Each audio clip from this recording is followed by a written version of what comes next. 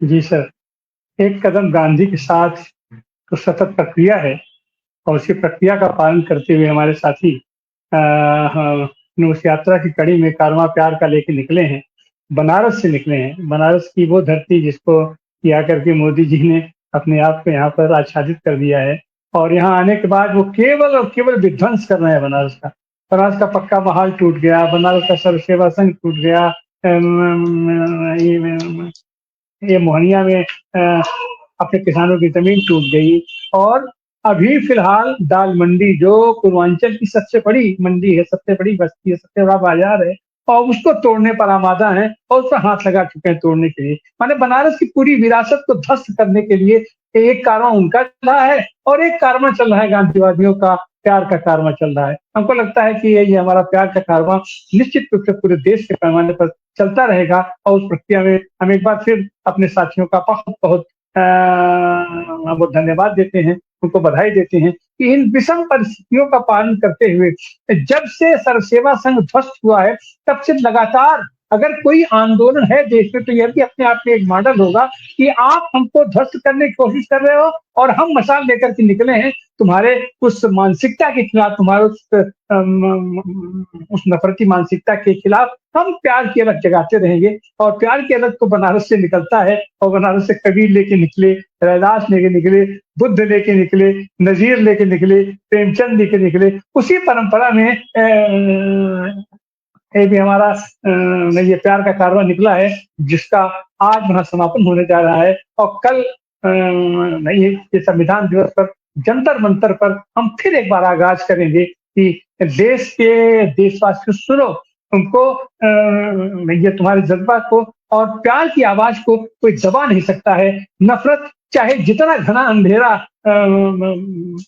ओछाने की कोशिश करे, लेकिन वो उस सन्नाटे को प्यार की आवाज़ तोड़ेगी। गांधी के रास्ते पर चलते हुए कदम हलचल पैदा करेंगे और देश में एक परिवर्तन, एक अहिंसक क्रांति फिर से निश्चित रूप से आने वाली है, आएगी और ये जो आर्थिक व्यवस्था का बदलाव है और ये संपूर्ण जो ये इस समय ये लोग जो पूंजीवादी व्यवस्था को आच्छादित करने की कोशिश कर रहे हैं, जी, जी। वो अंधेरा छाट करके प्यार का दीपक जलेगा, प्यार का कारवां चलेगा, प्यार की मशाल निश्चित रूप से आलोकित करेगी, पूरे देश को आलोकित करेगी, मानवता को आलोकित करेगी। जी, बहुत-बहुत धन्यवाद और डॉक्टर सारे तिवारी साथियों का एक बार बहुत-बहुत फिर बहुत-बहुत जी बधाई। डॉक्टर जी, डॉक्टर तिवारी जी आपका बहुत-बहुत शुक्रिया। मैं यही कहना चाहूँगा कि जापान के अंदर एटम बम से ध्वस्त किया गया था, लेकिन आज पूरी दुनिया वहाँ के निर्माण को देखती है। ध्वस्त होने के बाद में, विध्वंस होने के बाद में निर्माण होना, पुनर्निर्माण होना, ये प्रक्रिया पूरी जो है इतिहास है इसका और ये चलता रहा है। तो जिस तरीके से और ये भी एक बात है कि अंग्रेजी राज जब खत्म हुआ, तो ये जो बुलडोज़र राज है, इसका भी खत्म होना तय है। ये जो कॉर्पोरेट लूट का राज है, इसका भी खत्म होना तय है और दुनिया के अंदर नफ़रत लादी जाती है। सबसे ज़्यादा नफ़रत जो फैलाई थी वो हिटलर ने फैलाई थी, वो खत्म हो गया। मुसोलिनी ने फैलाई थी, वो खत्म हो गया। इस समय इज़राइल सबसे ज़्यादा नफ़रत फैलाने का काम और हिंसा करने का काम कर रहा है।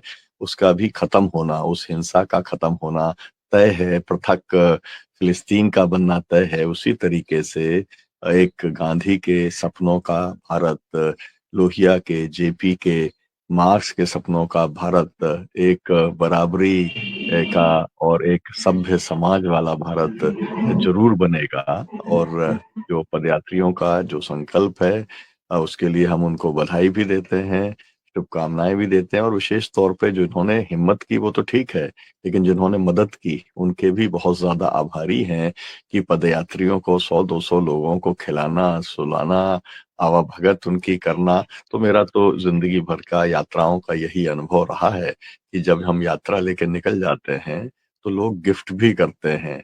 लोग ऐसे रखते हैं कि जैसे बारात लेकर के आप चले हैं। ये मेरा बहुत अद्भुत अनुभव इस देश के अंदर रहा है और मुझे लगता है कि यही इस देश की खूबी है। इस देश की मिट्टी के अंदर यही है कि अगर साधु भी अगर आ जाता है, तो उसके ऊपर कमी नहीं पड़ने देते, उसकी आवो-भगत के अंदर भी कमी नहीं करने देते। तो एक आप सद्विचार लेकर के अगर जाएँगे, लोक विचार लेकर के जाएँगे, लोक कल्याण का विचार लेकर के जाएँगे, तो लोग कोई कमी नहीं आने देते। आपके जो कुछ कर सकते हैं, वो ज़रूर करते हैं। उन सब लोगों का शुक्रिया और पदयात्रियों के लिए और इस गांधी के विचार को हम आगे लेके चलेंगे। बहुजन संवाद इस विचार के साथ में बराबर खड़ा रहेगा, यही कहते